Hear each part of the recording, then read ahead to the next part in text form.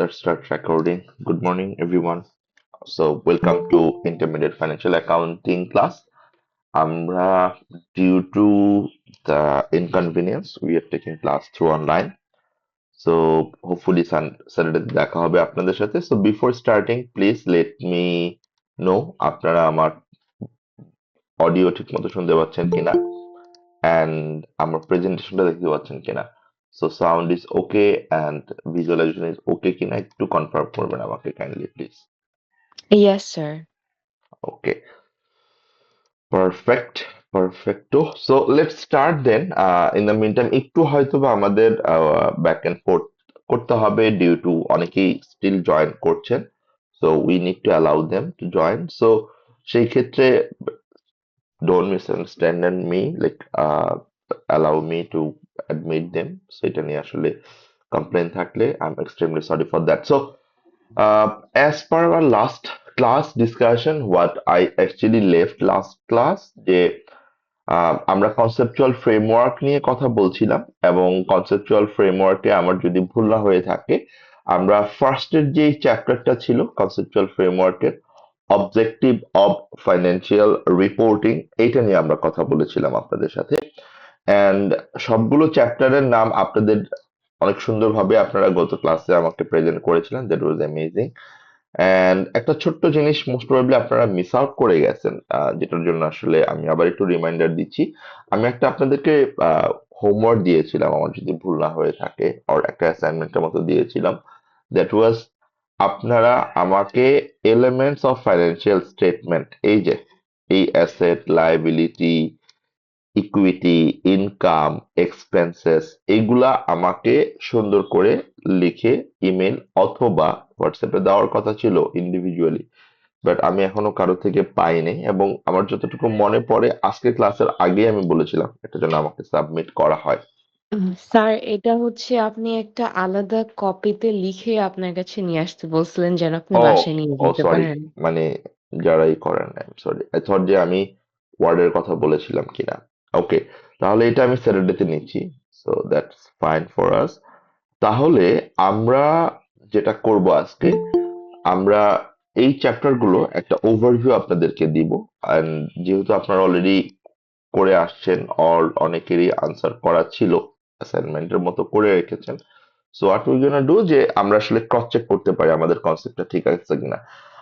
Before that আমি স্লাইডে একটা ছোট্ট ছোট্ট একটা পয়েন্ট আছে এই পয়েন্টটা আপনাদেরকে আমি একটু কানেক্ট করাই দিই যে এখানে একটা ছোট্ট প্রবলেম ছিল টাইপিং মিস্টেক ছিল যে আপনারা দেখবেন যে আমরা যখন আপনাদের ক্লাসে বলেছি চ্যাপ্টার 3 বলেছিলাম রিপোর্টিং এন্টিটি বাট এখানে ওই ঠিক 1 নাম্বার চ্যাপ্টারটা আবার রিপোর্ট মানে অবজেক্টিভ অফ ফাইন্যান্সিয়াল রিপোর্টিং এটা রিপিট হয়ে গেছে সো পিডিএফ এ এটা দেখে কনফিউজড হবেন না সো এটা আসলে ওইরকম কনফিউজিং কোনো পার্ট না আমরা একটু আমাদের যে কোয়ালিটেটিভ ক্যারেক্টারিস্টিক্স হ্যাঁ এইটা নিয়ে একটু কথা বলি আপনাদের সাথে অ্যান্ড আমার মনে আছে গত ক্লাসে আমরা এই কোয়ালিটেটিভ মানে কি সেটা আপনাদের সাথে একটু ডিসকাশন করেছিলাম অ্যান্ড সেই ডিসকাশনের মধ্যে আমাদের বেসিক্যালি একটা মেইন পার্ট আপনাদেরকে বলেছিলাম যে কোয়ালিটেটিভ মিনস যে আমি আমার ফাইন্যান্সিয়াল স্টেটমেন্ট যখন প্রিপেয়ার করছি বিকজ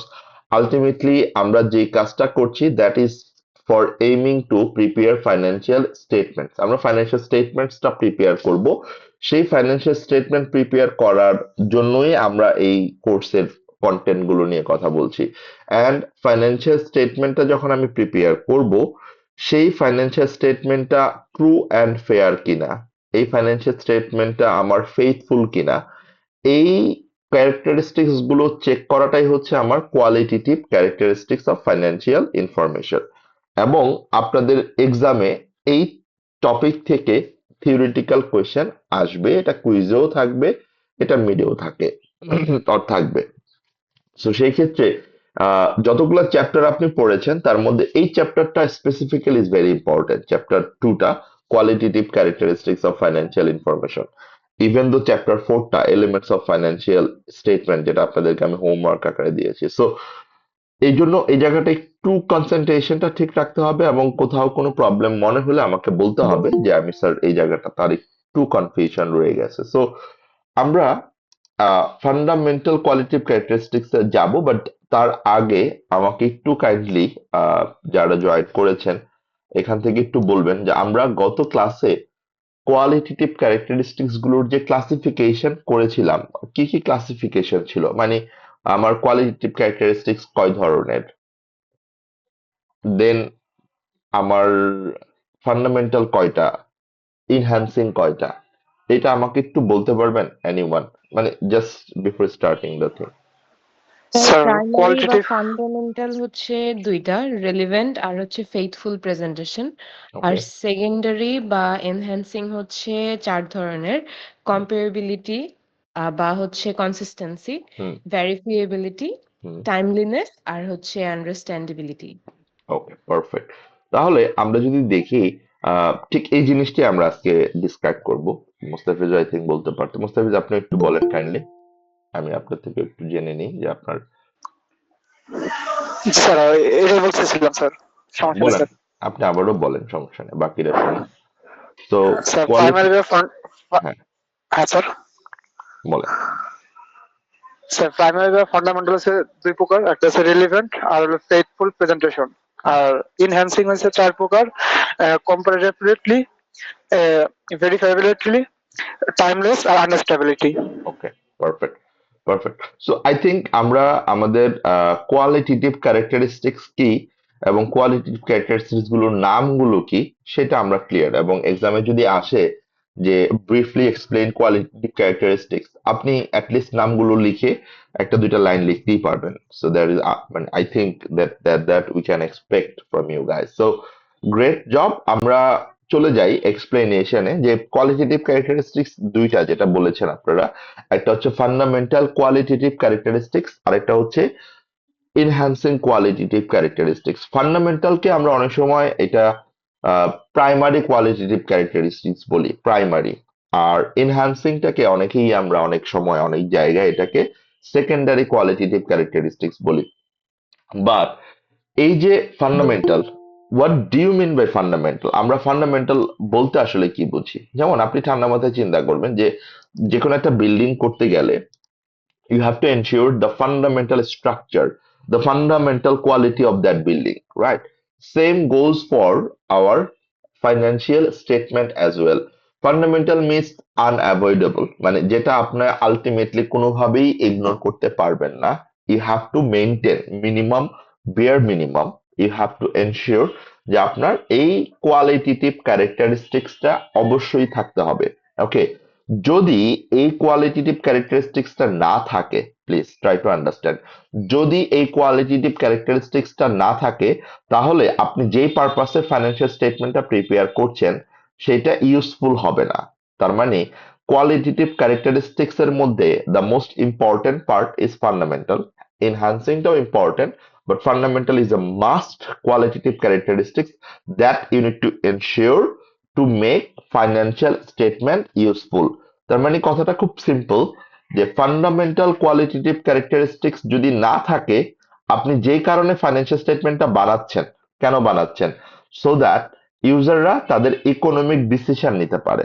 ওকে, তাহলে ইউজাররা যখন ইকোনমিক ডিসিশন নিবে, তখন তারা আগে দেখবে এই ইনফরমেশন গুলো রেলেভেন্ট কিনা, মানে তার জন্য যে ডিসিশন গুলো সে নিবে, যেটা তার decision making a difference create করবে, এফেক্ট করবে, সেটা রেলেভেন্ট কিনা, মানে রিলেটেড কিনা তার ডিসিশন মেকিং এর জন্য। এই ইনফরমেশনটার নেচারটা, ম্যাটেরিয়ালিটিটা, মানে সিগনিফিকেন্সটা তার জন্য রেলেভেন্ট কিনা। যদি রেলেভেন্ট না হয়, তাহলে তো আর তার জন্য আসলে আলটিমেটলি ওইটা ডিসিশন মেকিং এফেক্ট করবে না।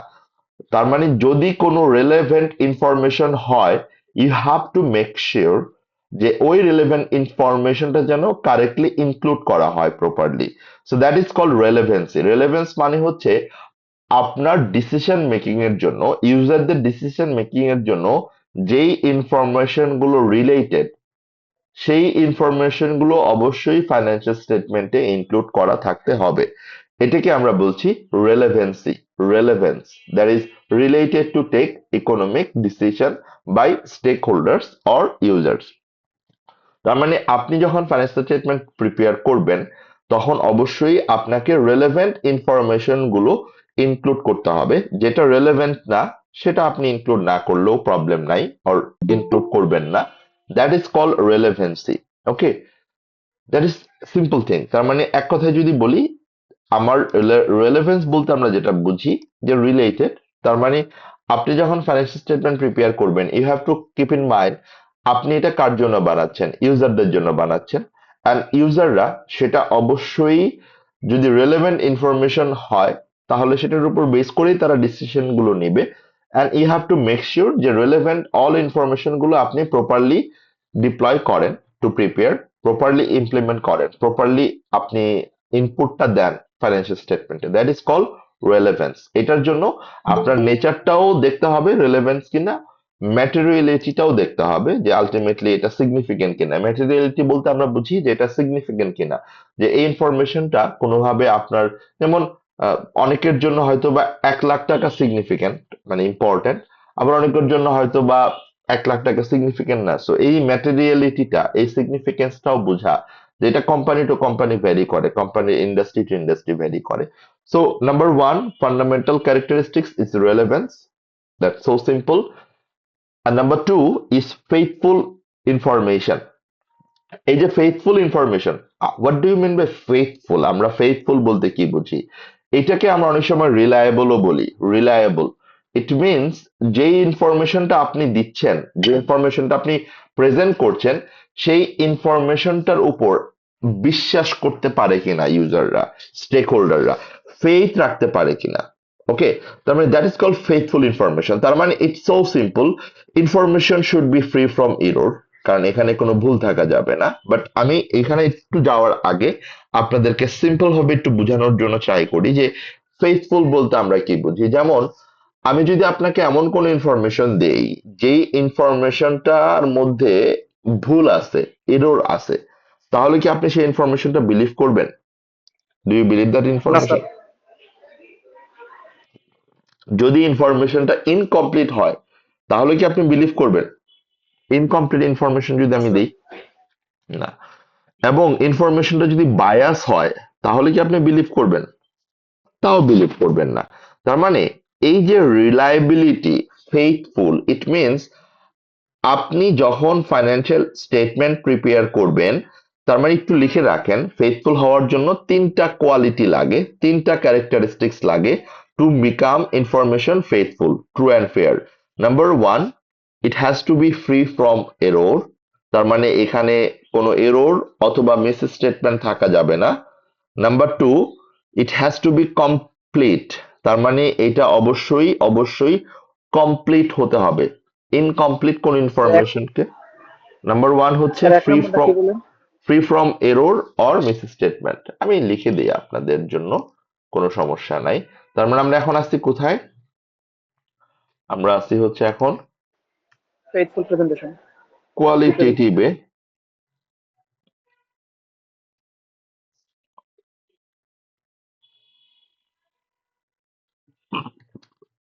ক্যারেক্টারিস্টিক্স, এটার মধ্যে আমরা বলতেছি হচ্ছে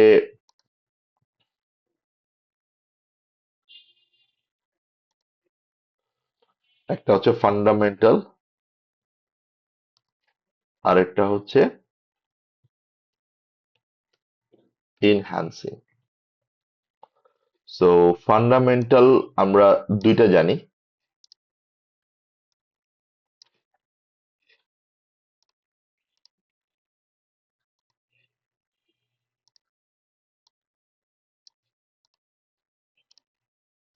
সো ফান্ডামেন্টাল একটা হচ্ছে রেলেভেন্ট, আরেকটা হচ্ছে ফেইথফুল ইনফরমেশন। আমরা যে কথাটা বলার ট্রাই করছিলাম যে ফেইথফুল ইনফরমেশন হওয়ার জন্য আমার 3টা ক্যারেক্টারিস্টিক্স দরকার, 3টা ফিচার আমাকে চেক করতে হবে। Number one, information should be free from error or misstatements. Okay, তার মানে ইনফরমেশনে কোনো এরর অথবা মিস স্টেটমেন্ট থাকা যাবে না। Number two, information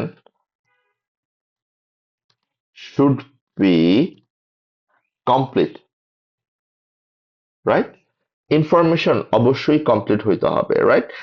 ইনকমপ্লিট কোন ইনফরমেশনের উপর ইউজার কখনোই রিলাই করবে না। তার মানে কি, আপনি যখন ফাইন্যান্সিয়াল স্টেটমেন্ট প্রিপেয়ার করবেন, you have to prepare all set of financial statement, you have to include all transactions, যত ট্রানজেকশন এই বছরে হবে, এই সময়ের মধ্যে হবে, আপনাকে সবগুলো ট্রানজেকশন রেকর্ড করতে হবে। অ্যান্ড ইনফরমেশন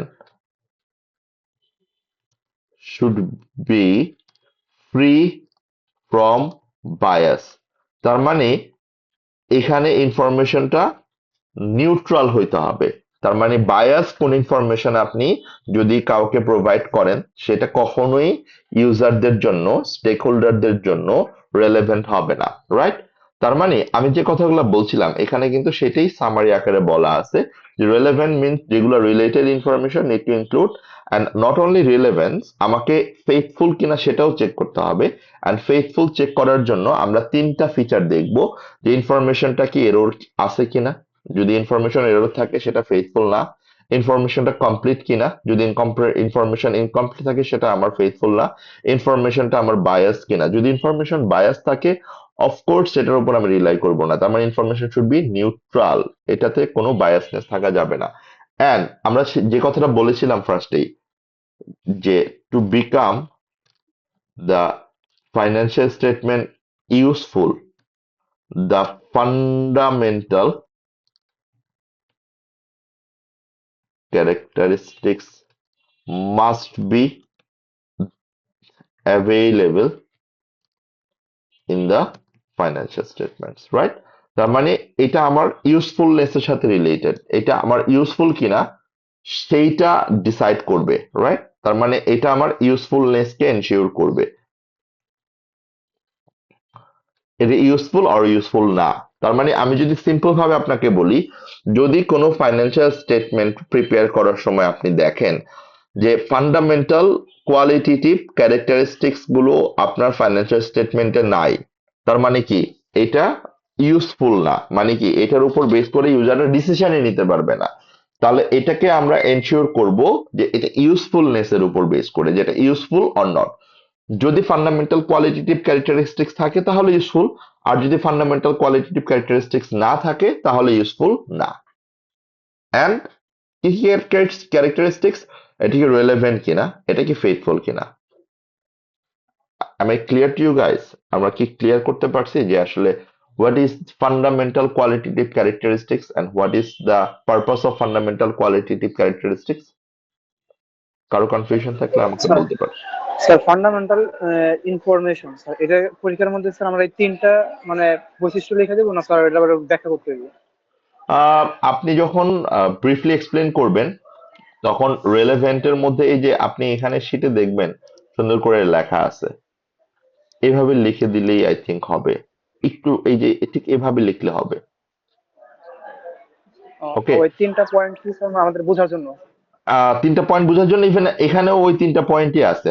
এই যে আমি আপনাকে পড়ে শোনাই, দেখেন, must faithfully represent the substance of what it represents, therefore complete, neutral and supported by the exercise and free from error. এই তিনটা পয়েন্টই আছে, বাট তিনটা পয়েন্টটা আমরা এখানে জাস্ট ইজিলি বোঝার জন্য আপনাকে আলাদা করে দিয়েছি। ওকে, ইভেন জি স্যার, বুঝতে পারছি। ইভেন আমি আরেকটু সিম্পল করে দিই, ইভেন যদি আপনারা মানে আপনাদের মধ্যে একটা কনফিউশন থাকতে পারে যে স্যার আমাকে হুবহু কি এভাবেই লিখতে হবে কিনা, না, আপনি এই তিনটা পয়েন্টকে ইনক্লুড করে যদি আপনার মানে রাইটিংটা ঠিকও হয়, নট এক্স্যাক্টলি এভাবেই লেখা, যদি আপনার রাইটিংটা মিনিং ঠিক থাকে তাহলে still you will get full mark, no problem with that. It's not like যে হুবহু এইটাই লিখতে হবে, বাট আপনাকে নামগুলো ঠিক লিখতে হবে। যেমন রেলেভেন্টের নামটা তো আপনাকে রেলেভেন্টই লিখতে হবে, আপনি অন্য কিছু লিখলে তার আমি আসলে বুঝবো না যে আপনি কি বুঝাইছেন। ফেথফুল ইনফরমেশনের নামটা ফেথফুল ইনফরমেশনই লিখতে হবে। এন্ড দেন যখন আপনি এক্সপ্লেন করবেন, ওই রাইট আপটা ডিফারেন্স হতেই পারে from the note, from the summary note, from the class lecture, but সেটা যদি ডিফারেন্স হয় এবং এটা যদি মিনিং ঠিক থাকে, you will get full mark, no worries about this, no problem with that. Okay, G sir, বুঝতে পারছি। okay, এরপরে আমরা এনহ্যান্সিং এ চলে যাই। এনহ্যান্সিং এনহ্যান্সিং বলতে আমরা আসলে কি বুঝি? What does mean enhance?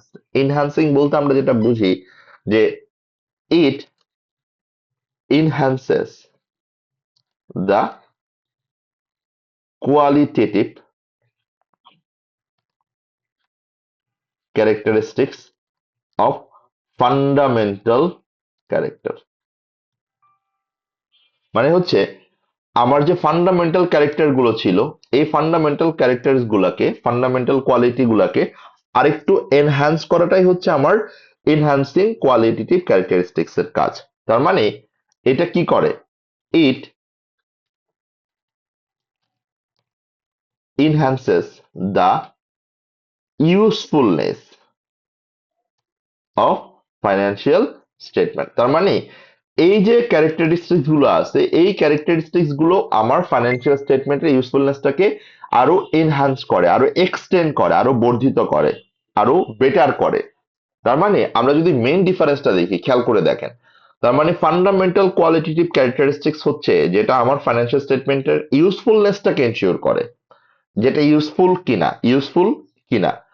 R enhancing qualitative ক্যারেক্টারিস্টিক্সটা হচ্ছে তখনই আমরা চেক করি যখন ফান্ডামেন্টাল কোয়ালিটেটিভ ক্যারেক্টারিস্টিক্স আছে, দেন আমরা দেখি যে এটার ইনহ্যান্সিং কোয়ালিটেটিভ ক্যারেক্টারিস্টিক্স গুলো আছে কিনা। ইনহ্যান্সিং মানে কি তাহলে? যেটা আমার ফাইন্যান্সিয়াল স্টেটমেন্টের কোয়ালিটেটিভ ক্যারেক্টারিস্টিক্সটাকে আরেকটু এক্সটেন্ড করে, আরো এনহ্যান্স করে, আরো বর্ধিত করে, আরো বেটার করে, সেটাকে আমরা বলছি এনহ্যান্সিং কোয়ালিটেটিভ ক্যারেক্টারিস্টিক্স। তাহলে বেসিক ডিফারেন্সটা কিন্তু আমরা বুঝে গেছি যে fundamental means it's a must fundamental to become useful, আর এনহ্যান্সিং মানে হচ্ছে ইট ইজ এক্সটেন্ডেড ইউজফুলনেস, যেটা আমার ইউজফুলনেসটাকে বাড়ায় অথবা কমায়। যেমন যদি আমি বলি ইউজফুলনেস বাড়ায় অথবা কমায় কেমন, যদি আমি দেখি যে আমার এনহ্যান্সিং কোয়ালিটেটিভ ক্যারেক্টারিস্টিক্স সবগুলো আছে, তার মানে it's a better qualitative characteristics. যদি সবগুলো না থাকে, তখন আমি হয়তো বা বলি না, it is less useful or more useful. But it is useful or not, সেটা ডিপেন্ড করবে ফান্ডামেন্টালের উপর। এখন আমরা চলে যাই যে এখানে কি কি ছিল। Number one, comparability. ব্র্যাকেটে আমি লিখে রাখতে বলছিলাম হচ্ছে, যদি ভুল না হয়, consistency. Okay, and number two, আমার যদি ভুল না হয়ে থাকে, ইট ওয়াজ ভেরিফায়াবিলিটি।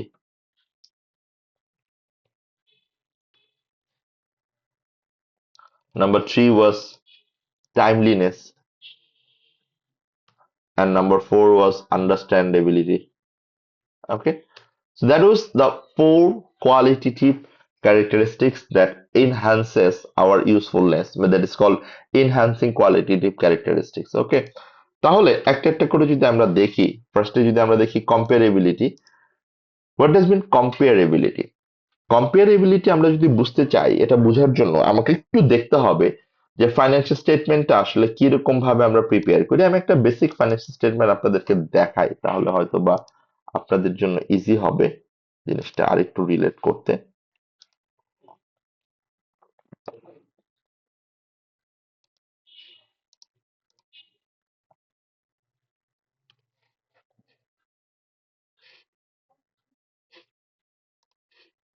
এখানে মনে হয় রাখা নাই, নো প্রবলেম, আমরা এখান থেকেও ডাউনলোড করে দেখতে পারি। So, আমি এটা জাস্ট ফাইন্যান্সিয়াল স্টেটমেন্ট নামাই, বিকাশ ফাইন্যান্সিয়াল স্টেটমেন্টস 2024।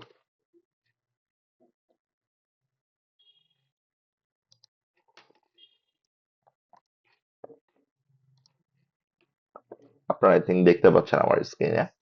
সো আমি জাস্ট দেখানোর জন্য, আপনি খেয়াল করে দেখবেন, আমরা যখন ফাইন্যান্সিয়াল স্টেটমেন্টটা প্রিপেয়ার করি অডিট করার জন্য অথবা ইউজারদেরকে দেওয়ার জন্য, তখন আমার ফাইন্যান্সিয়াল স্টেটমেন্টটা ঠিক এইভাবে প্রিপেয়ার হয়। হ্যাঁ, দেখেন, বিকাশ লিমিটেড, এটা হচ্ছে কোম্পানির নাম। যেহেতু এটা পাবলিক ইনফরমেশন, সো এই জন্য আসলে কোনো প্রবলেম নাই, আমি অনলাইন থেকেই পেয়েছি এটা। সো এখানে দেখেন স্টেটমেন্ট অফ ফাইন্যান্সিয়াল পজিশন, এটা হচ্ছে আমার 2025-এর, তার মানে 25 পর্যন্ত আসলে পাবলিশ করা হয়েছে। যদি এটা আনঅডিটেড, এখনো অডিট কমপ্লিট হয়নি, যেহেতু জুন, সো এখনো টাইম আছে ওর অডিট শেষ করার জন্য। সো আপনি দেখেন যে এই বছরের ফাইন্যান্সিয়াল স্টেটমেন্ট গুলো দেওয়া আছে, গত বছরের ফাইন্যান্সিয়াল স্টেটমেন্টটাও দেওয়া আছে। মানে কারেন্ট ইয়ারটাও দেওয়া আছে, কম্পারেটিভ ইয়ারটাও দেওয়া আছে, মানে লাস্ট ইয়ারটাও দেওয়া আছে।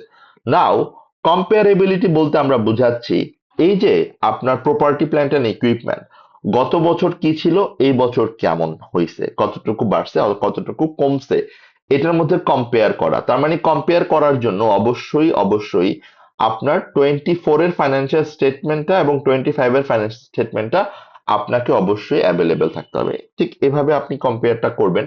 অ্যান্ড আপনি তখনই কম্পেয়ার করতে পারবেন যখন আপনি 24 এর ফাইন্যান্সিয়াল স্টেটমেন্ট ঠিক যেভাবে প্রিপেয়ার করেছেন, যেটাকে আমরা বলি কনসিস্টেন্সি, মানে আপনি 24 এর ফাইন্যান্সিয়াল স্টেটমেন্ট যেই পলিসি ফলো করে প্রিপেয়ার করেছেন, যে প্রিন্সিপাল ফলো করে আপনি প্রিপেয়ার করেছেন, 25 এর ফাইন্যান্সিয়াল স্টেটমেন্ট মানে এই বছরের ফাইন্যান্সিয়াল স্টেটমেন্ট একই প্রিন্সিপাল একই পলিসি ফলো করে আপনাকে প্রিপেয়ার করতে হবে to to make it comparable. তার মানে কম্পেয়ার তখনই করতে পারবেন যখন আপনি কনসিস্টেন্সিটা এনশিওর করবেন। সো কম্পেয়ারেবিলিটি মিন্স হচ্ছে এই ইনফরমেশন গুলো কম্পারিজন করা, দুইটার ডিফারেন্স গুলো আইডেন্টিফাই করা, এটার ডিফারেন্স গুলো রিজন গুলো আইডেন্টিফাই করা। So that is call comparability. এবং কম্পেয়ারেবিলিটি করার জন্য আই হ্যাভ টু এনশিওর যে এই ইনফরমেশন গুলো কনসিস্টেন্টলি কিনা আমার প্রিপেয়ার করা হয়েছে, যে আমার ফাইন্যান্সিয়াল স্টেটমেন্ট কি কনসিস্টেন্ট কিনা, যে আমি গত বছর যে প্রিন্সিপাল ফলো করে করেছি এই বছরও কি আমি একই পলিসি একই প্রিন্সিপাল ফলো করে করেছি কিনা। ওকে। অ্যান্ড আপনাদের যদি আলটিমেটলি একটু দেখেন, গত ক্লাসে আমি আপনাদেরকে যে স্টেটমেন্ট গুলোর নাম বলেছিলাম আপনারা হয়তো বা একটু রিলেট করতে পারবেন, যে স্টেটমেন্ট অফ ফাইন্যান্সিয়াল পজিশন দেখেন এখানে কি থাকে, অ্যাসেট, ইকুইটি অ্যান্ড লায়াবিলিটিস। এই কথাগুলো আমরা গত ক্লাসে আপনাদেরকে দেখাইছি আর বলা হয়েছে। এরপর statement of changes in equity, এটা হচ্ছে আমার statement of changes in equity. এরপর হচ্ছে statement of profit or loss or statement of cash ফ্লোটা আগে এখানে দেখানো আছে, করা আছে, স্টেটমেন্ট অফ ক্যাশ ফ্লোস দেখেন। And statement of changes in sorry statement of profit or loss মনে হয় আগেই ছিল, আর আমরা একটু আগেই দেখছিলাম, একটু সরি। ও, স্টেটমেন্ট অফ প্রফিট অর লসটা এখানে দেয় নাই ওরা, বাহ চালাক আছে। ও না, সরি, আমরা বারবার মিস করে যাচ্ছিলাম, এইটা 3 number. So statement of profit or loss খেয়াল করে দেখেন।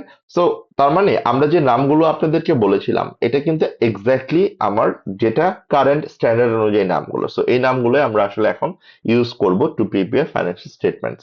তাহলে আমরা ঠিক একটা প্র্যাকটিক্যাল স্টেটমেন্ট দেখলাম যে একটা ফাইন্যান্সিয়াল স্টেটমেন্ট কিভাবে প্রিপেয়ার করা হয়, মানে কিভাবে করা হয় সেটা তো আমরা দেখবো, বাট প্রিপেয়ার করার পর দেখতে কেমন হয়। সো এটার একটা ভিজুয়ালাইজেশন আমরা এখান থেকে দেখার ট্রাই করলাম। অ্যান্ড এখানে আমার নামগুলোও ক্লিয়ার হলো যে আসলে কি কি নাম এখানে ছিল, এবং আমরা কম্পারেবিলিটির ব্যাপারটাও আপনাদেরকে একটু রিলেট করার জন্য বললাম যে কম্পারেবিলিটি মানে হচ্ছে it is the information ability to compare between 2 years.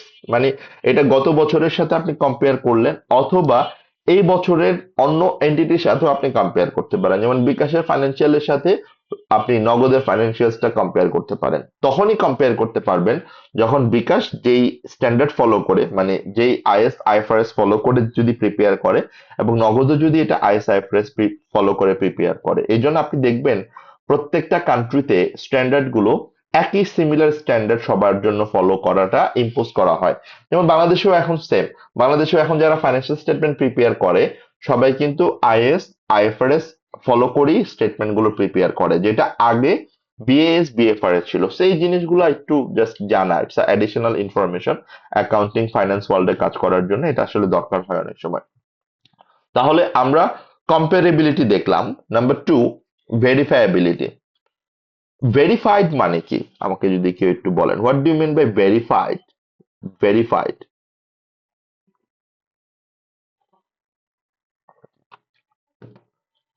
Verified, anyone? যাচাই বাছাই ইনফরমেশনটা ঠিক আছে নাকি এই জিনিসটা দেখা। Okay, yeah. Well, yeah, verified. It means yes, inspected or approved or or endorsed. Okay. তার মানে আমি একটু প্র্যাকটিক্যালি আপনাদেরকে বোঝানোর ট্রাই করি। যেমন আপনারা সিম্পল ভাবে চিন্তা করেন, আপনারা যখন কোনো একটা ফেসবুক পেজ দেখেন, যদি ওই ফেসবুক পেজটা ভেরিফাইড থাকে, ওই ফেসবুক পেজের উপর আপনার কি কাজ করে? রিলায়েবিলিটি বেশি কাজ করে। মানে আপনি ওই ফেসবুক পেজটাকে ট্রাস্ট করেন, সেখান থেকে কোনো ইনফরমেশন আসলে সেটাকে আপনি রিলাই রিলাই করেন অর এটাকে আপনি ট্রাস্ট করেন।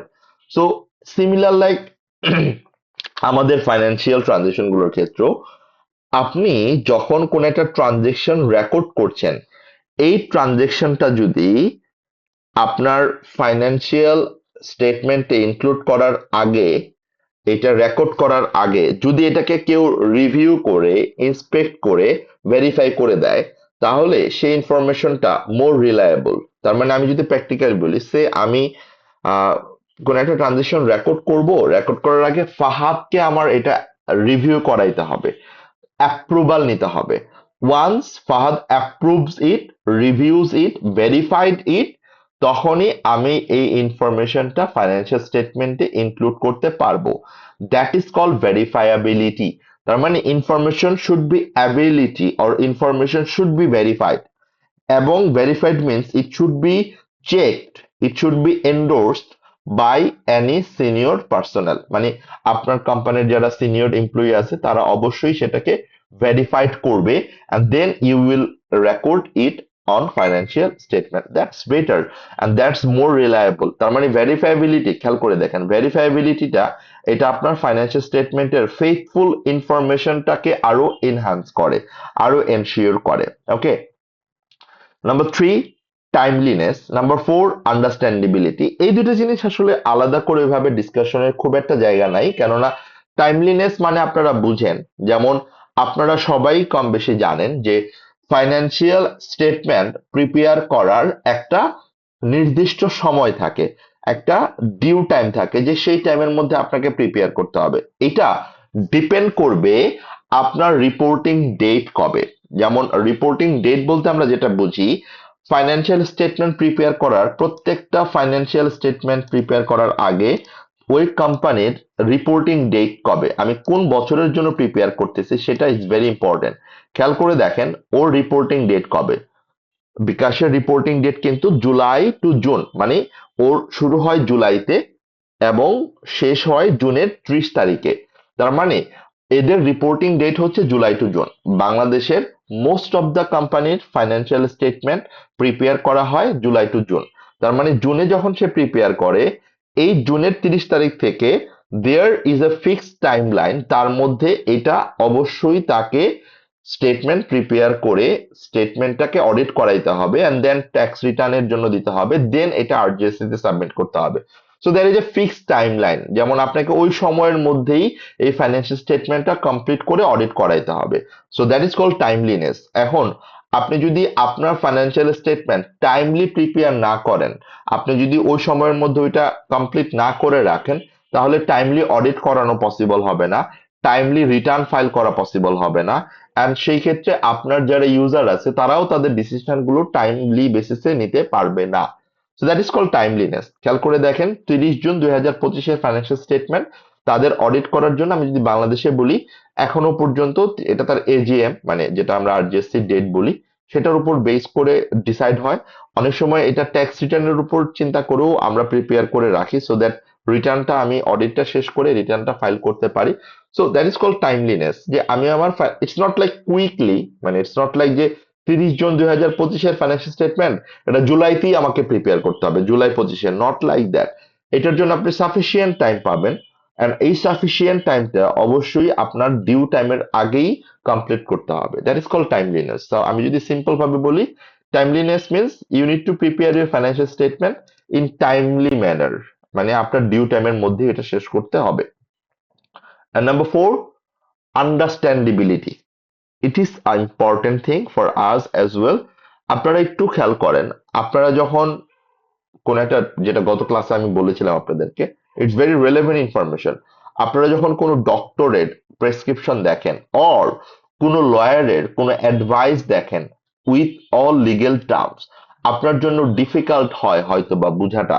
ওকে, এবং সেটা যদি আপনি বুঝতে না পারেন, অনেক সময় যেটা হয়, ডক্টরের ক্ষেত্রে যদি আমরা বলি, প্রেসক্রিপশনটা এমন ভাবে লেখা হয়, এটা ডক্টর এবং ফার্মাসিস্ট, মানে ফার্মেসিতে আপনি যখন যাবেন, এদের বাইরে আর কেউ এটা বুঝে না, মানে ডক্টরই বুঝে আর ফার্মাসির লোকই বুঝে, এর বাইরে আসলে আর এটা কেউ বুঝে না।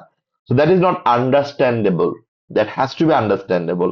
এবং আপনারা জানেন কিনা যে গ্লোবালি এই প্রেসক্রিপশন গুলো ঠিক মতো লিখতে না পারার মানে বুঝতে না পারার জন্য অনেক সময় রং মেডিসিন দেওয়া হয় আর রং মেডিসিনের মধ্যে এটা আসলে পুশ করার কারণে অনেকেই আসলে আনএক্সপেক্টেডলি ডেথ হয় এবং অনেকের সিকনেস অর রিজনেবলি তাদের প্রবলেম গুলো আরো বেড়ে যায় রেদার দেন কমার থেকে। So it is A alarming thing. এখন খেয়াল করে দেখেন এটা বডিতে একটা হিউজ ইম্প্যাক্ট আছে যেটার কারণে আলটিমেটলি আপনার ফাইন্যান্সিয়াল স্টেটমেন্টের যে ইউজফুলনেসটা ছিল সেটাকে কমাই দিতে পারে। তো এটার জন্য আপনি আপনার ফাইন্যান্সিয়াল স্টেটমেন্ট যখন প্রিপেয়ার করবেন থিঙ্ক অ্যাবাউট প্র্যাকটিক্যালি। আপনি যখন আপনার কোম্পানির জন্য ফাইন্যান্সিয়াল স্টেটমেন্ট প্রিপেয়ার করবেন থিঙ্ক আপনি অ্যাকাউন্টেন্ট দ্যাটস ফাইন, আপনি বুঝেন what is relevant information, what is faithful information, আপনি বুঝেন what is depreciation, what is irrecoverable debt, how to calculate depreciation, you know everything, you know how to recognize revenue because you already like understood those accounting terms, you already have master idea about those accounting terms. But think about একটা নন accounting গাই যে basically এই accounting terms গুলোর সাথে use to না, যে accounting terms গুলোর সাথে ওরকম ফ্যামিলিয়ার না। So for them we have to ensure যে ফাইন্যান্সিয়াল স্টেটমেন্টটা যেন আন্ডারস্ট্যান্ডেবল হয়, সো দ্যাট এটা কম্প্রিহেন্সিভ হয়, সো দ্যাট তারা এটা বুঝতে পারে। তাদের এখানে কোনো কোড ল্যাঙ্গুয়েজ আপনি যত কম ইউজ করা পসিবল, জার্গন যত কম ইউজ করা পসিবল, প্রফেশনাল টার্ম যত যত কম ইউজ করা পসিবল, অ্যান্ড মোস্ট ইম্পর্টেন্টলি এটাকে আন্ডারস্ট্যান্ডেবল করার জন্য আপনি দেখবেন যে প্রত্যেকটা ফাইন্যান্সিয়াল স্টেটমেন্টের পর এই নোটস গুলো দেওয়া হয় যে আমার এই ফাইন্যান্সিয়াল স্টেটমেন্ট প্রিপেয়ার করা হয়েছে সেইটার বেসিস গুলা কি, ক্যালকুলেশন গুলা কিভাবে হয়েছে, ওয়ার্কিং গুলো আমি কিভাবে করেছি, এইটার রিকনসিলিয়েশনটা কিভাবে করা হয়েছে। সো এই পুরো জিনিসটা আরো বেটার ওয়েতে আন্ডারস্ট্যান্ডেবল করার জন্য আমাদের আগে এটাকে এত এত এনহ্যান্স করা হতো না, বাট এখন ISB become very very aggressive regarding disclosures and notes. So সেই ক্ষেত্রে আমরা নোটের মাধ্যমে এই ফাইন্যান্সিয়াল স্টেটমেন্টটাকে we try to be more useful, we try to make it more useful. So তার মানে আন্ডারস্ট্যান্ডেবিলিটি বলতে আমরা বুঝি financial statement should be understandable to the user, to the stakeholders. তার মানে এখানে এমন কোনো ইনফরমেশন আপনি রাখতে পারবেন না যে ইনফরমেশনটা ইউজাররা কানেক্ট করতে পারবে না, যে ইনফরমেশনটা ইউজাররা ক্লিয়ারলি বুঝতে পারবে না। এখানে আপনি এমন কোনো জার্গনকে আমরা মনে করব jargon is a code language, এমন কোনো জার্গন আপনি রাখতে পারবেন না যে এই টার্মটা একমাত্র আপনিই বুঝেন আর কেউ বুঝে না, না এরকম ভাবে আপনার ফাইন্যান্সিয়াল স্টেটমেন্ট প্রিপেয়ার করা যাবে না। বিকজ আপনাকে অবজেক্টিভটা খেয়াল করতে হবে যে the main objective of financial statement preparation that is এটা আপনি ইউজারদের ডিসিশন মেকিং এর জন্য বানাচ্ছেন ব্রাদার, সো ইউজাররা যেন ডিসিশন মেক করতে পারে। So that is the important part of fundamental and enhancing qualitative characteristics of financial statements. So fundamental গুলো আমরা স্ক্রাইব করলাম, এনহ্যান্সিং গুলো আমরা ডিসক্রাইব করলাম, অ্যান্ড আই বিলিভ আমরা যেভাবে কোশ্চেন গুলো আনসার করব সেটাও বলেছি আপনাদেরকে। সো আই ডোন্ট থিঙ্ক কারো কোনো প্রবলেম থাকার কথা, বাট স্টিল যদি আমার ফান্ডামেন্টাল অর এনহ্যান্সিং এ কারো কোনো প্রবলেম থাকে প্লিজ লেট মি নো। আমি এটা শেষ করে দেন বাকিগুলোতে যাব। ইট টাইম কনজিউমিং, বাকিগুলা খুব সিম্পল, এটাতে খুব সময় লাগবে না বাকিগুলোর ক্ষেত্রে। বাট আমাকে একটু কাইন্ডলি বলবেন যে আপনাদের কারো কোনো সমস্যা আছে কিনা ফান্ডামেন্টাল এবং এনহ্যান্সিং এ। No sir. সবাই প্রপারলি বুঝতে পেরেছেন আপনারা। আমি তাহলে একটু অ্যাটেন্ডেন্সটা নিয়ে রাখি সো দ্যাট লাস্টের দিকে তাড়াতাড়ি না হয়, দেন আমরা পরের টপিক গুলাতে যাচ্ছি। নো ইস্যুস, আপনারা ভয় পায়েন না, এখানে ক্লাস শেষ হচ্ছে না। স্প্রিং সিলেক্ট কোর্স, আমাদের একটা classroom classroom okay.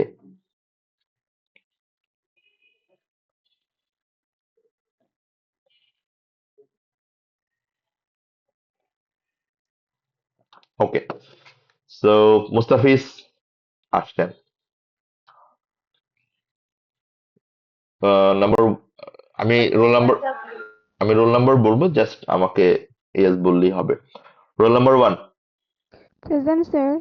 2, 29, Yes, sir. 2, 3, Yes, sir. 4, Yes, sir. 5, 5, 9, 9, 6, Udoy, 9, 7, Al Faisal, Yes, sir. 8, Yes, sir. 9, Yes, sir. 11, 11, 11, 9, 13, Present, Jubay, sir. 14, Athoi. Present, sir. Okay. Is it Athoi Arnab or Athoi Arnab? Author or no, sir. Athoi Arnab. Nice name. Okay. 15, Present, sir. 16, Yes, sir. Yes, sir. 17, 17, পানি খান Present, আপনি। sir. 20, Ishtiaq, 20, 29, 20, 21, ঋতু, 21, 9, 23, হেলাল, 23, 9, এরপর সিয়ার, Juliet, 24, 24, okay, 25, Moin, 25, 9, 26, Yes, sir. 27,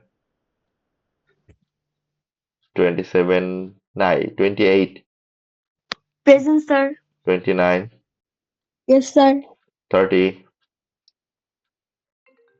30, 9, 31, Yes, sir. 32, 32, 9, 33, Yes, sir. 34, Present, sir.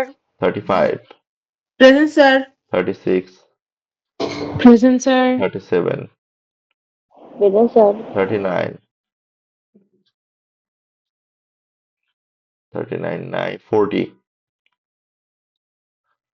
49, 41,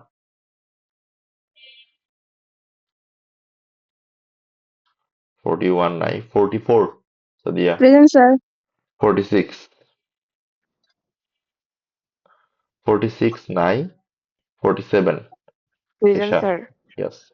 আচ্ছা, so thank you সবাইকে।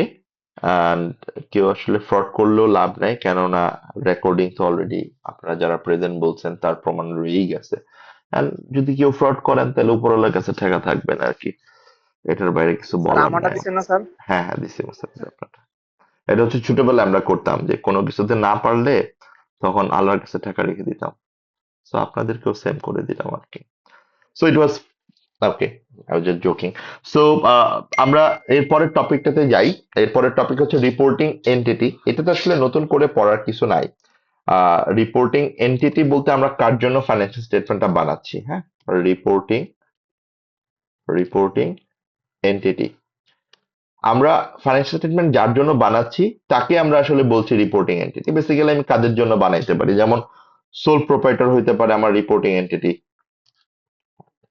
Right? Sole trader হইতে পারে, partnership হইতে পারে, ঠিক না? অর কোম্পানি হতে পারে। এই কোম্পানিটা আমার ইন্ডিভিজুয়াল কোম্পানি হতে পারে অ্যান্ড গ্রুপ অফ কোম্পানি হতে পারে। এই গ্রুপ অফ কোম্পানিকে আমরা বলছি কনসলিডেটেড ফাইন্যান্সিয়াল স্টেটমেন্টস। সো এটা আপনাদের এইটার নয়, সিলেবাসের পার্ট না। কনসলিডেশনটা আরেকটু অ্যাডভান্স পেপারে গেলে আমরা শিখবো, বাট জাস্ট বোঝার জন্য যে আমরা রিপোর্টিং এন্টিটি বলতে বুঝি যে আমি যাদের জন্য ফাইন্যান্সিয়াল স্টেটমেন্ট প্রিপেয়ার করছি সেটাই হচ্ছে আমার রিপোর্টিং এন্টিটি। মানে যারা আমার ফাইন্যান্সিয়াল স্টেটমেন্ট প্রিপেয়ার করার, মানে যে এন্টিটি গুলোর জন্য, যে company or sole proprietor or আমি যদি বলি গ্রুপ অফ কোম্পানি, যাদের জন্য আমি ফাইন্যান্সিয়াল স্টেটমেন্ট বানাচ্ছি, that is my reporting entity.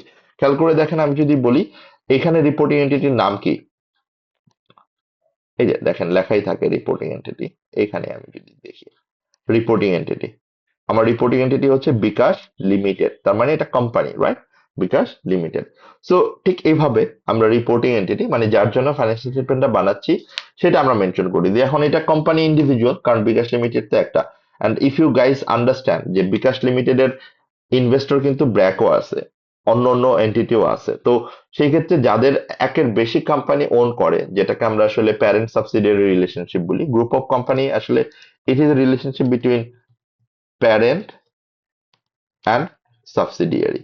So এটা টেনশন করার কারণ নাই কোনো, মানে এই কনসেপ্ট গুলো আসলে এখনই আপনাদেরকে আমি বুঝাচ্ছি ব্যাপারটা তা না, জাস্ট আন্ডারস্ট্যান্ডিংটা রাখা একটু, যে প্যারেন্ট এবং সাবসিডিয়ারি যখন হচ্ছে তখনই এটাকে আমরা গ্রুপ অফ কোম্পানি বলছি, and তাদের জন্যই আমরা কনসলিডেশন করি, কনসলিডেটেড ফাইন্যান্সিয়াল স্টেটমেন্টস করি। So that's it. তার মানে that is called reporting entity. Reporting entity বলতে আমরা যাদের জন্য ফাইন্যান্সিয়াল স্টেটমেন্টটা বানাচ্ছি, আমরা সোল প্রোপ্রাইটরের জন্য বানাইতে পারি, আমরা পার্টনারশিপ ফার্মের জন্য ফাইন্যান্স স্টেটমেন্ট বানাবো, আমরা কোম্পানির জন্য বানাবো। আবার কোম্পানি এটা আমার দুই রকম হতে পারে, একটা ইন্ডিভিজুয়াল কোম্পানির জন্য আমরা ফাইন্যান্স স্টেটমেন্ট কিভাবে করে সেটাও দেখবো, সেটারও গাইডেন্স আছে। আবার গ্রুপ অফ কোম্পানি মানে কনসলিডেশনটা কিভাবে করব সেটাও আমরা দেখবো ইন ফিউচারে, যে একটা গ্রুপ অফ কোম্পানির ফাইন্যান্স স্টেটমেন্ট গুলো কিভাবে আমরা কম্বাইন করি, কিভাবে কনসলিডেট করি।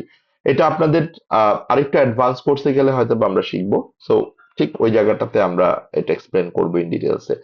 এখন আমরা একটু দেখি 4 নম্বরে আমরা কি ছিল।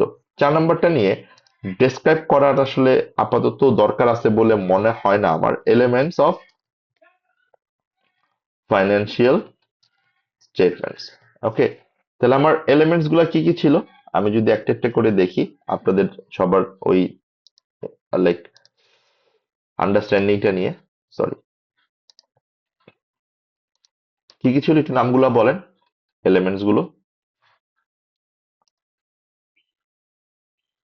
স্যার প্রাইমারি বা ফান্ডামেন্টাল? না, elements, elements of financial asset, statement. Liability, elements গুলো ছিল হচ্ছে আমার assets, asset, liability, liability, liabilities, owners equities, owner equity, equity or owner's equity, right?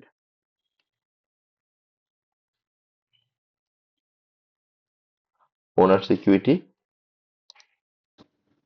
Expense, income income. and expenses, right?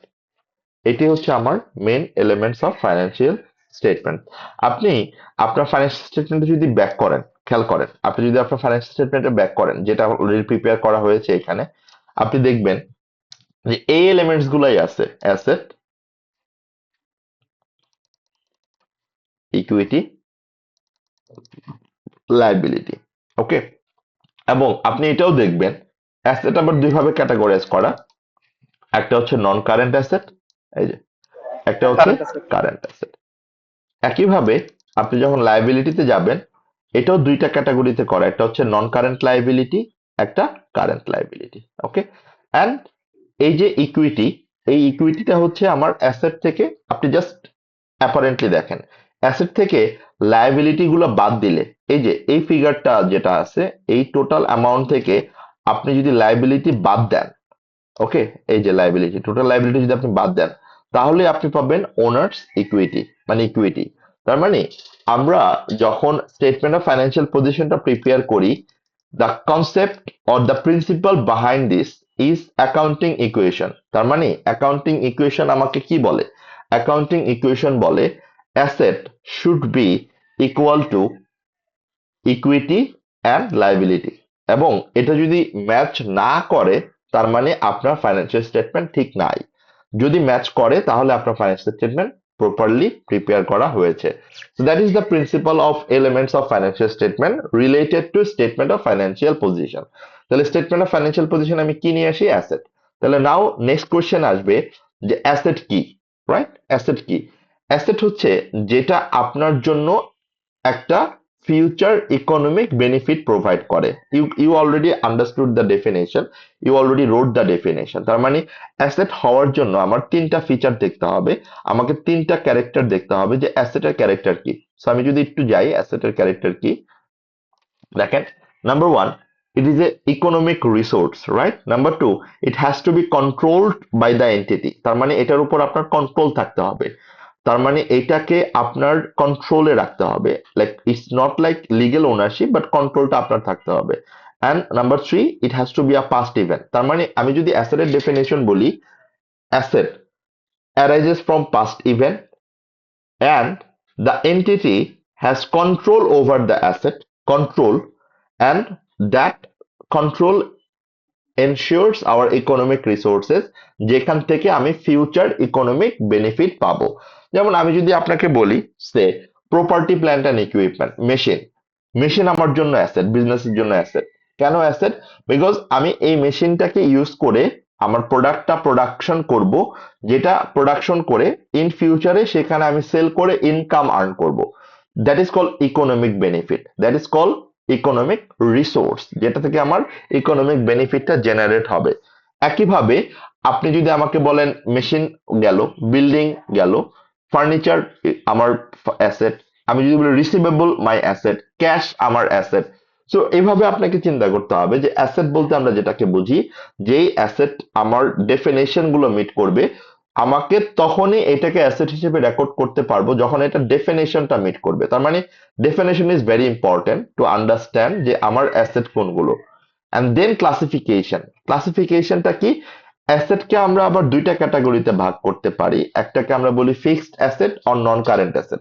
যেমন এখানে খেয়াল করে দেখেন, এই যে property plant and equipment, intangible asset, deferred tax asset, contract asset, investment, এগুলা সবই হচ্ছে আমার নন কারেন্ট অ্যাসেট, মানে যেই অ্যাসেট গুলো আমার মোর দ্যান 1 ইয়ার আমি ইউজ করতে পারবো, অর মোর দ্যান 1 ইয়ার আমি ইকোনমিক বেনিফিট পাবো।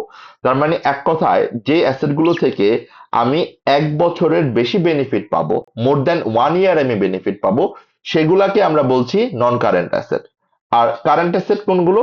যেগুলো আমার উইদিন 1 ইয়ার আমি এটাকে ক্যাশে কনভার্ট করব। তার মানে কারেন্ট অ্যাসেটের ডেফিনেশনটা ইজ সিম্পল। আরেকটু ট্রিকি ভাবে যদি আমি বলি, আরেকটু সিম্পল ভাবে যদি আমি বলি, যে কারেন্ট অ্যাসেট হচ্ছে ক্যাশ অ্যান্ড ক্যাশ ইকুইভ্যালেন্ট, যেটা আমার জন্য আলটিমেটলি ইমিডিয়েটলি 1 ইয়ার এটার মধ্যে ক্যাশে কনভার্ট করা যাবে। যেমন আপনি খেয়াল করে দেখেন, সবগুলোই আমি ইমিডিয়েটলি 1 ইয়ারের মধ্যে বেনিফিট পাবো, সবগুলোই আমি আলটিমেটলি 1 ইয়ারের মধ্যে ক্যাশে অর বেনিফিটে কনভার্ট করতে পারবো। তার মানে আমি যদি সিম্পলি বলি, নন কারেন্ট অ্যাসেট যেটা মোর দ্যান 1 ইয়ার আমাকে বেনিফিট দিচ্ছে, আর কারেন্ট অ্যাসেট উইদিন 1 ইয়ার, রাইট, যেটা আমি 1 বছরের মধ্যে।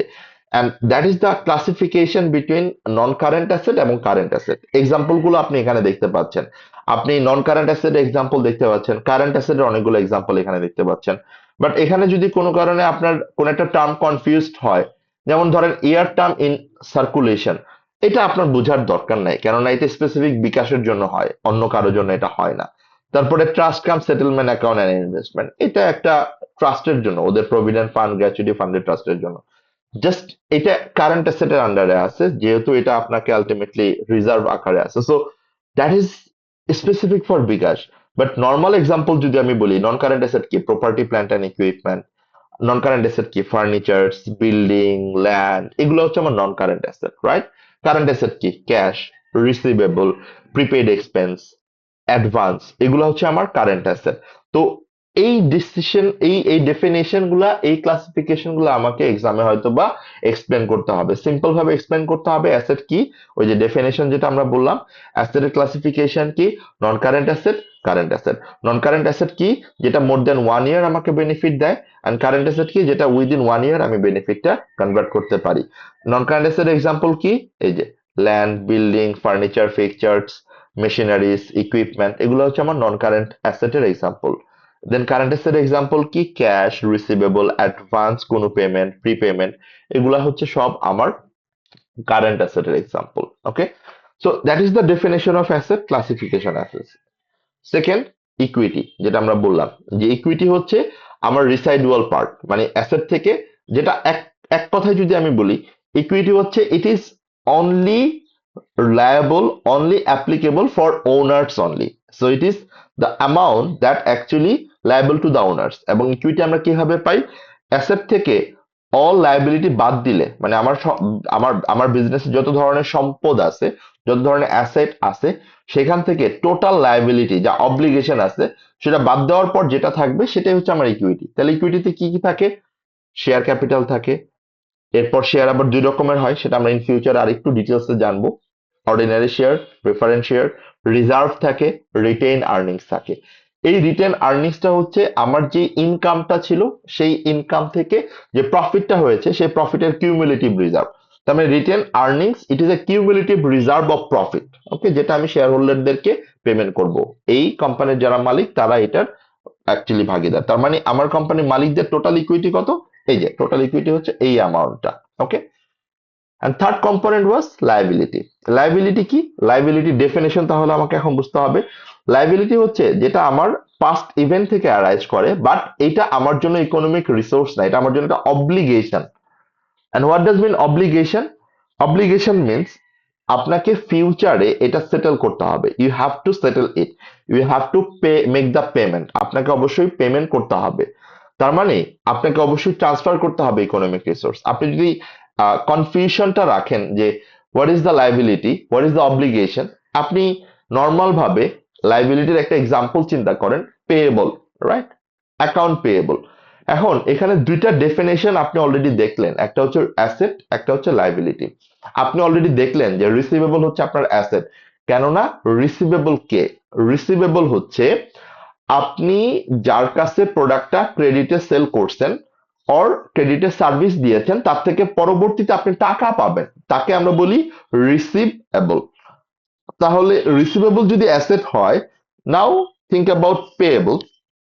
পেয়েবল মানে কি? পেয়েবল মানে হচ্ছে আপনি কারো কাছ থেকে কোনো প্রোডাক্ট কিনেছেন, আপনি কারো কাছ থেকে কোনো সার্ভিস নিয়েছেন, এখন you need to make payment, আপনাকে পরবর্তীতে পেমেন্ট করতে হবে। এই যে পরবর্তীতে পেমেন্ট করতে হবে, যাকে পেমেন্ট করবেন তাকেই আমি বলছি পেয়েবল। যেমন ধরেন যদি এরকম হয় যে আপনি আমার কাছ থেকে কোনো একটা ট্যাক্স সার্ভিস নিয়েছেন, আপনি আমার থেকে হয়তোবা কোনো একটা সার্ভিস নিয়েছেন, বাট আপনার বিল 1,00,000 টাকা, আপনি এই বিলটা আমাকে এখনো পে করেন নাই, তাহলে আমাকে কিন্তু পরবর্তীতে আপনার এই 1,00,000 টাকাটা পে করতে হবে। এই যে 1,00,000 টাকা পরবর্তীতে আপনি আমাকে পে করবেন, এই অব্লিগেশনটাকে আমরা বলছি পেয়েবল, এবং এটাকে আমরা বলছি আপনার জন্য এটা লায়াবিলিটি, কেননা এটা আপনাকে ফিউচারে সেটেল করতে হবে। তাহলে লায়াবিলিটি গুলা কি? লায়াবিলিটি সো সিম্পল, যেটা ফিউচারে আপনি পে করবেন, এবং এই লায়াবিলিটি গুলো তখনই অ্যারাইজ করছে যখন আপনার কোনো একটা অব্লিগেশন ক্রিয়েট হয়েছে ফ্রম পাস্ট ইভেন্ট, এবং অব্লিগেশনটা সেটেল করার জন্য আপনাকে ওইটা ইকোনমিক রিসোর্সটা মানে টাকাটা পে করতে হবে, ট্রান্সফার করতে হবে। ওকে, সো এই লায়াবিলিটিটা দুই রকমের হয় আমরা জানি, একটা হচ্ছে নন কারেন্ট লায়াবিলিটি, আরেকটা কারেন্ট লায়াবিলিটি। নন কারেন্ট লায়াবিলিটি কি? একই রকম ভাবে চিন্তা করবেন অ্যাসেটের মতো, যে লায়াবিলিটি গুলো আপনাকে 12 মান্থের মধ্যে মানে 1 অ্যাকাউন্টিং ইয়ারের মধ্যে পে করতে হবে না। যেমন আমার যদি এক্সাম্পল আমি এক্সাম্পল যদি দেখি, লোন লায়াবিলিটি, যদিও ব্র্যাক ব্যাংক কোনো লোন নেয় নাই, খেয়াল করে দেখেন ওর কোনো লোন নাই এখানে, তাহলে যদি লোন লায়াবিলিটি থাকতো, লোন নোট থাকতো, তার জন্য এটা আলটিমেটলি নন কারেন্ট লায়াবিলিটি হিসেবে আসতো। এখানে লিজ লায়াবিলিটি আছে, সো এটা তার জন্য নন কারেন্ট লায়াবিলিটি। তার মানে যে লায়াবিলিটি গুলো 1 বছরের মধ্যে সে পে করবে না, সেটি হচ্ছে তার জন্য নন কারেন্ট লায়াবিলিটি।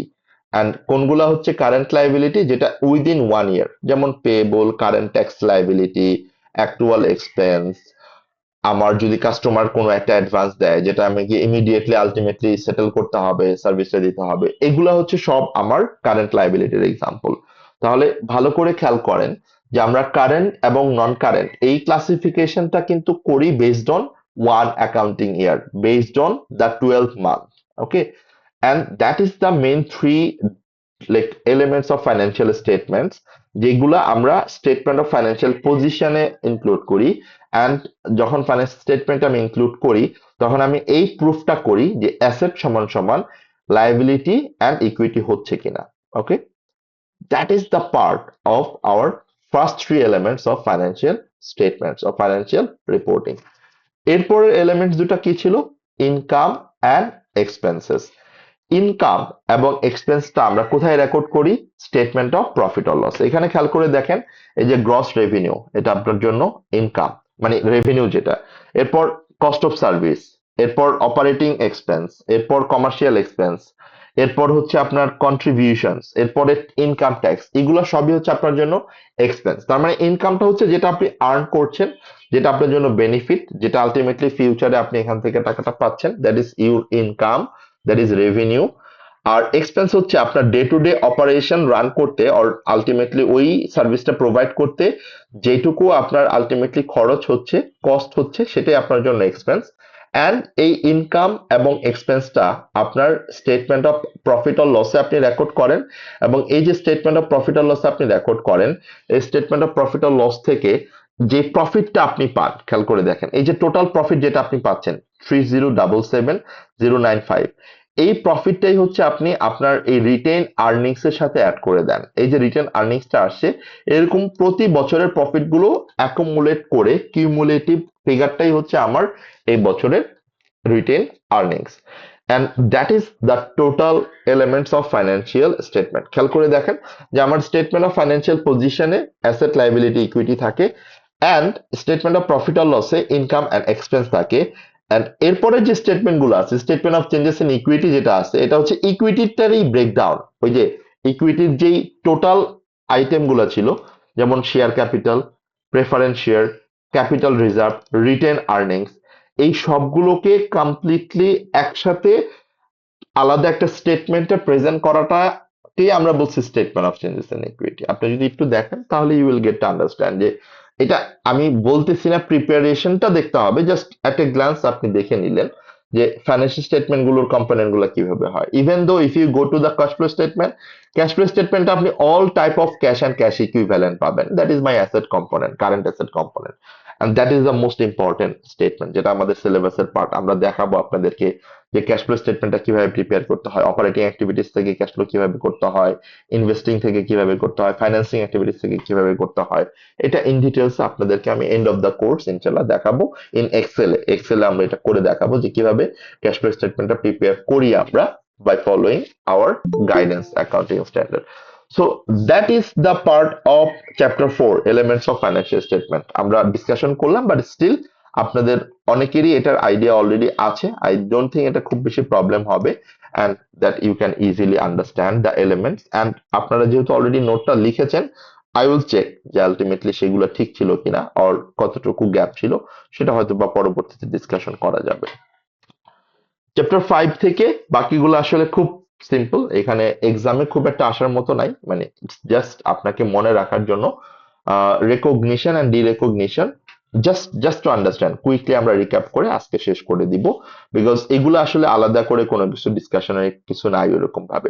রেকগনিশন মানে হচ্ছে আপনি কখন ফাইন্যান্সিয়াল স্টেটমেন্টে এটা রেকর্ড করতে পারবেন, ইনক্লুড করতে পারবেন। সিম্পল কথা, আপনি ফাইন্যান্সিয়াল স্টেটমেন্টে তখনই এগুলা ইনক্লুড করবেন, কোনগুলা? Asset, liability, equity, income, expense, যখন এগুলার ডেফিনেশন মিট করবে। যেমন আপনি অ্যাসেট তখনই ইনক্লুড করবেন যখন অ্যাসেটের এই তিনটা ক্রাইটেরিয়া মিট করবে। আপনি লাইবিলিটি তখনই ইনক্লুড করবে যখন এই তিনটা লাইবিলিটির ক্রাইটেরিয়া মিট করবে। ইকুইটি আপনি তখন ইনক্লুড করবেন যখন শেয়ার হোল্ডাররা তাদের ইনভেস্টমেন্টটা দিবে, প্রফিট হবে, ঠিক সেভাবে আপনি এটাকে কনসিডার করবেন। ইনকাম যখন এটা আর্ন হবে, এক্সপেন্স যখন এটা আলটিমেটলি কস্ট হয়ে যাবে। So that is the first part of recognition. Recognition means record করা, ইনক্লুড করা। আর ডিরেকগনিশন মানে হচ্ছে রিমুভ করা, ডিরেকগনাইজ করা। তাহলে কখন ডিরেকগনাইজ করবেন? যখন অ্যাসেটটা আর অ্যাসেট থাকবে না, মানে অ্যাসেটের ডেফিনেশন আর মিট করবে না। লায়াবিলিটি যখন পে করে দিবেন, যখন আর কোনো অব্লিগেশন থাকবে না। মানে ইটস সিমিলার লাইক আপনি যখন অ্যাসেটটা আর ইউজ করতে পারতেছেন না, তখন ওইটাকে আপনি আর অ্যাসেট বলতে পারবেন না, সেটাকে আপনার অ্যাকাউন্ট থেকে রিমুভ করতে হবে, সেটাকে আপনাকে ডিসপোজ করতে হবে। লায়াবিলিটি আপনি যখন পেয়েবলকে পে করে দিবেন, আপনি যদি ব্যাংক লোন রিপে করে দেন, তাহলে তো ওইটার আপনার লায়াবিলিটি থাকবে না, থাকে না। তার মানে লায়াবিলিটি যখন সেটেল করে দিবেন, অব্লিগেশন যখন চলে যাবে, তখন আলটিমেটলি এটা আপনার জন্য লায়াবিলিটি থাকবে না, তখন এটা আপনার জন্য অব্লিগেশন আর থাকবে না। So that is the recognition and derecognition. So it's simple. Recognition means include করা। ইনক্লুড আপনি তখনই করতে পারবেন যখন আপনার এই এলিমেন্টস গুলোর ডেফিনেশন মিট করবে। অ্যান্ড ডিরেকগনিশন মিন্স এক্সক্লুড করা। এক্সক্লুড মিন্স হচ্ছে আপনার অ্যাসেটকে রেকর্ড থেকে রিমুভ করা, লাইবিলিটিকে রেকর্ড থেকে রিমুভ করা, ইনকামকে রিমুভ করা, এক্সপেন্সেস। সো এটা অ্যাসেট লাইবিলিটির ক্ষেত্রে মেইনলি অ্যাপ্লিকেবল। অ্যাসেটকে আপনি তখনই রিমুভ করবেন যখন এটা অ্যাসেটের ডেফিনেশন আর মিট করবে না। লাইবিলিটি আপনি তখনই রিমুভ করবেন যখন লাইবিলিটিটা এটা আলটিমেটলি আপনার অব্লিগেশন আর থাকবে না। That is recognition and derecognition. Second, এরপরে যদি আমরা যাই পরের চ্যাপ্টারে, মেজারমেন্ট। মেজারমেন্ট ডিফিকাল্ট কোনো জিনিস না। মেজারমেন্ট মানে হচ্ছে যে আপনি রেকগনাইজ করলেন, সে আপনি বললেন অ্যাসেট, এটা আপনি ডেবিট করবেন, and you have to understand the double entry principles of এই পুরো ব্যাপারটার ক্ষেত্রে। এটা আমরা হয়তো বা নেক্সট ক্লাসেও আপনাদের সাথে ডিসকাস করব। বাট এইটার ওই ডাবল এন্ট্রি প্রিন্সিপালটা আপনাকে একটু মনে রাখতে হবে। আই উড রিকোয়েস্ট যে আপনারা ডাবল এন্ট্রি প্রিন্সিপালটা, মানে ডাবল এন্ট্রি বলতে আমরা বুঝছি ডেবিট ক্রেডিটের যে প্রিন্সিপালটা, সেটা আপনারা একটু ভালোভাবে রিকল করে আসলেন, রিভাইজ করে আসলেন, যে অ্যাসেট বাড়লে কি হয়, কমলে কি হয়, লাইবিলিটি বাড়লে কি হয়, কমলে কি হয়। You guys already know, but still এটা আমরা নেক্সট ক্লাসে ডিসকাশন করব, বাট স্টিল এটা আপনাদের অলরেডি জানা আছে। তো সেই ক্ষেত্রে আমি বললাম যে অ্যাসেট বাড়ছে, এটা ডেবিট হচ্ছে, বাই আমার asset debit, that's fine, asset debit হচ্ছে। বাট মেজারমেন্ট মিনস, ওকে আপনি অ্যাসেট ডেবিট করছেন, that absolutely fine, no problem with that.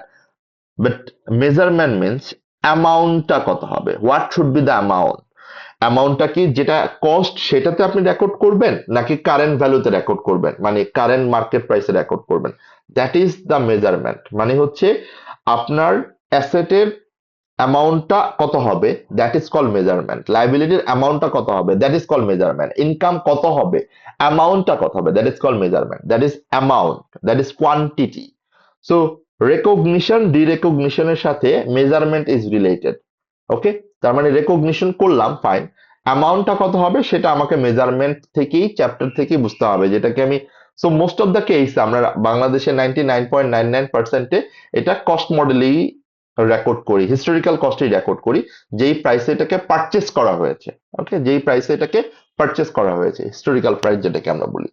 And chapter 7, আমি যদি মেজারমেন্টের পরে চ্যাপ্টারটা যাই, chapter 7, presentation and disclosure. Presentation, আপনি কিভাবে ফাইন্যান্সিয়াল স্টেটমেন্টটা প্রেজেন্ট করবেন, খেয়াল করে দেখেন। এই যে এখানে যে ফরম্যাটটা আপনি দেখছেন, দ্যাট ইজ চ্যাপ্টার 7, যে আপনি আপনার ফাইন্যান্সিয়াল স্টেটমেন্টটা কিভাবে প্রেজেন্ট করবেন। আপনি একটা টাইটেল দিবেন ফার্স্টে, ফাইন। এরপরে হচ্ছে আপনি আপনার স্টেটমেন্ট অফ ফাইন্যান্সিয়াল পজিশনে আপনি কি একটু ভালো করে দেখবেন, আপনি কি লায়াবিলিটি দিয়ে শুরু করছেন না অ্যাসেট দিয়ে শুরু করছেন। এখানে ইউ সি, আমরা স্টার্ট করেছি অ্যাসেট দিয়ে, রাইট? এবং অ্যাসেটের মধ্যে আপনি আবার কোন অ্যাসেটটা আগে দিয়েছেন, নন কারেন্ট অ্যাসেট, তারপর কারেন্ট অ্যাসেট। আবার নন কারেন্ট অ্যাসেটের মধ্যে আপনি খেয়াল করে দেখেন আপনি কোন নন কারেন্ট অ্যাসেটটা আগে প্রেজেন্ট করেছেন, প্রপার্টি প্ল্যান্ট এন্ড ইকুইপমেন্ট, তারপর ইনট্যাঞ্জিবল অ্যাসেট। তার মানে এই যে আমার প্রেজেন্টেশনটা, আপনি কোনটার পর কোনটা প্রেজেন্ট করবেন সেটাকে আমরা বলছি প্রেজেন্টেশন। তার মানে এটার যে ফরম্যাটটা আছে, যেটা প্রিভিয়াসলি IS-1 এর আমার প্রেজেন্টেশন ছিল, সেটা চেঞ্জ হয়ে যাচ্ছে, সেটা এখন আর IS-1 দিয়ে প্রেজেন্ট করা হবে না।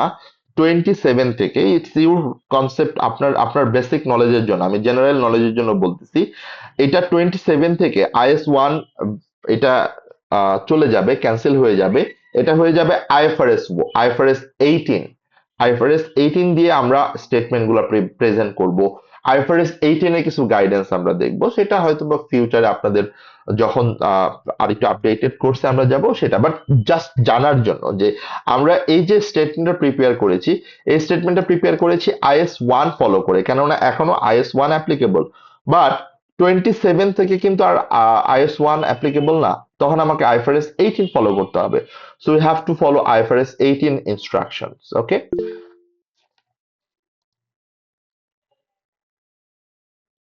বুঝছি। আমি তো এটা তাহলে একটু করতে হবে, আমি অন্য একটা ভাবে অ্যাডজাস্ট করে নিবো। I called your name Sandeep, আমি বুঝতে পারছি আপনার এটা, বাট আপনি তো আমাকে হোয়াটসঅ্যাপে আজকের ডেটটা দিয়ে একটু কাইন্ডলি এটা দিয়ে রাখেন, অর আমি আমার ইমেলটা দিচ্ছি, ইমেলে একটু বলে রাখেন অ্যাটেন্ডেন্সের যে রিকোয়েস্টটা। So I will then adjust it final অ্যাপ্রুভালের সময়। হ্যাঁ, তাহলে আমরা আমাদের স্টেটমেন্ট অফ ফাইন্যান্সিয়াল পজিশনের প্রেজেন্টেশনটা দেখলাম। খেয়াল করে দেখবেন স্টেটমেন্ট অফ প্রফিট অর লসের প্রেজেন্টেশনটা কিভাবে হয়। Statement of profit or loss, ওরা কিন্তু আমরা দেখেন কখনোই কিন্তু আমরা এক্সপেন্স থেকে শুরু করি না। We start with income, we start with revenue. তার মানে revenue is the first line item.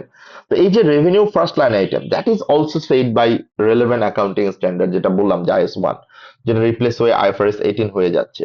So এই যে কথাগুলা, যেমন গ্রস প্রফিট আমরা যে আনছি, এটা আমার রেভিনিউ থেকে কস্ট অফ সেলস বাদ দেওয়ার পর, গ্রস প্রফিটের পর আমার এক্সপেন্স গুলো যে আমরা বাদ দিচ্ছি, দেন অপারেটিং প্রফিট পাচ্ছি, দেন প্রফিট বিফোর ট্যাক্স পাচ্ছি, দেন আমরা টোটাল ইনকাম আর প্রফিট আফটার ট্যাক্স পাচ্ছি।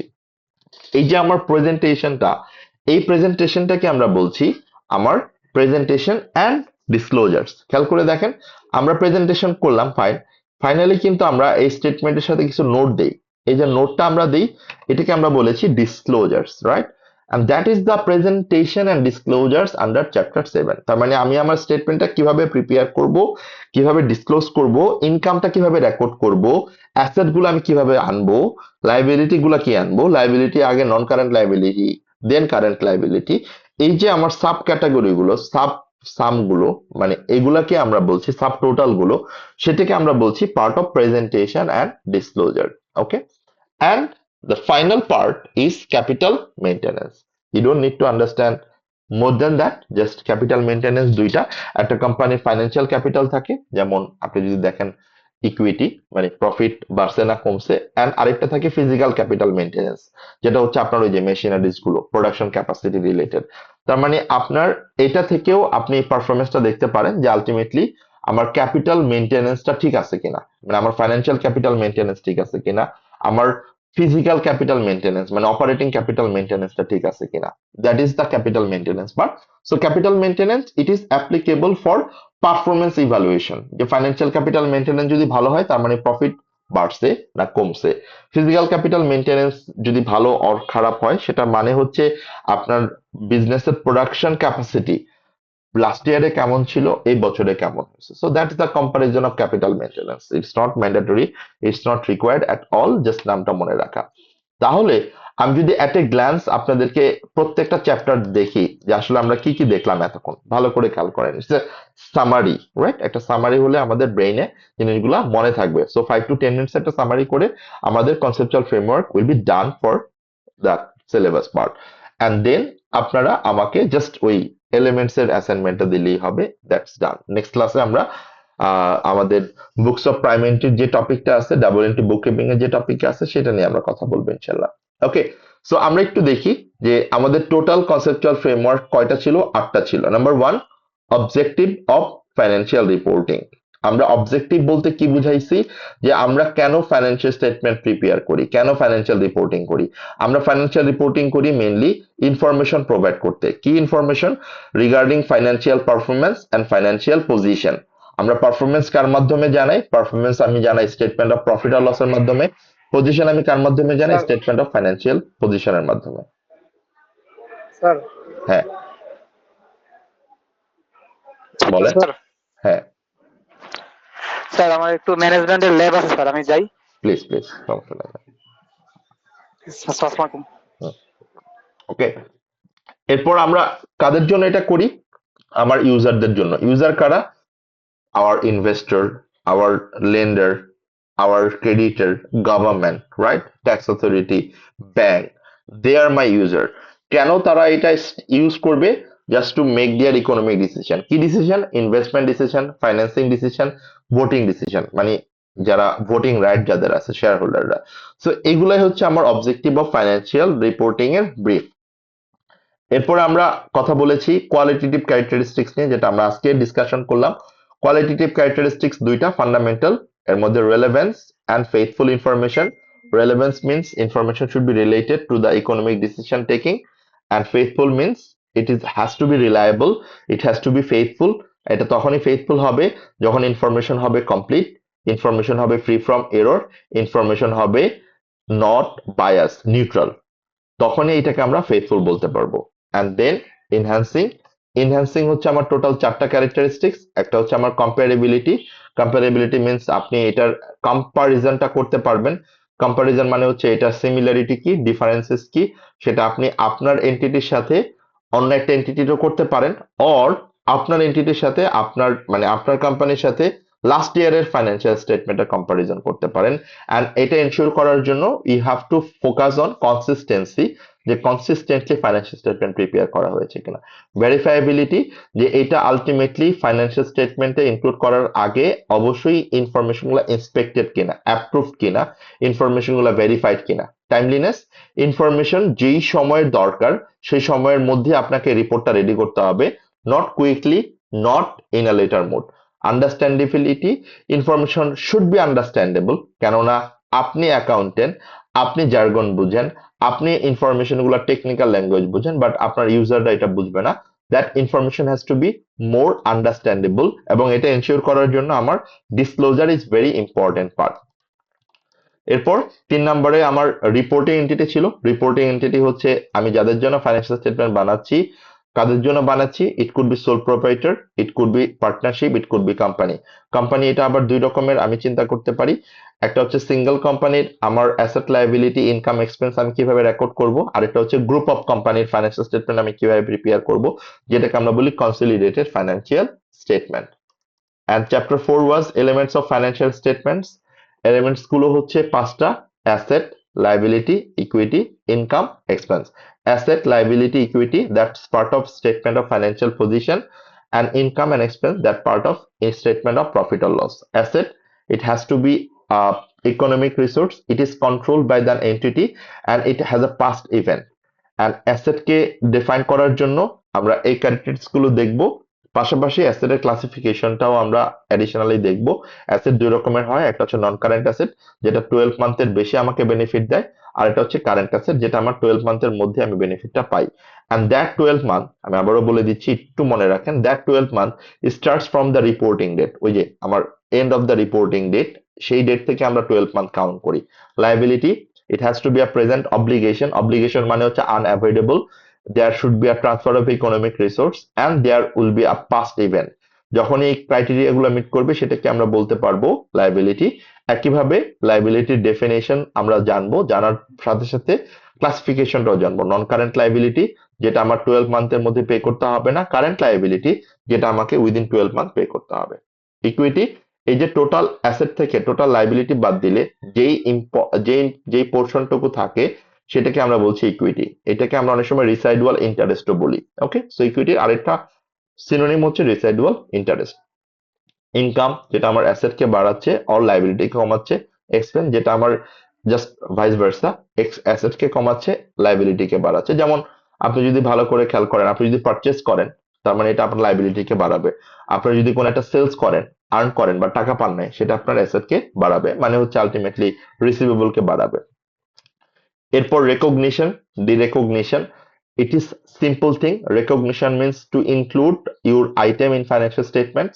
আপনি তখনই ইনক্লুড করতে পারবেন যখনই আপনার ওই এলিমেন্টস এর ডেফিনেশনটা মিট করবে, ক্রাইটেরিয়া মিট করবে।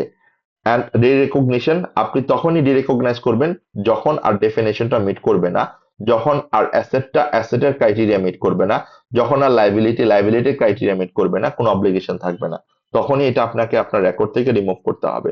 And then chapter 6, measurement.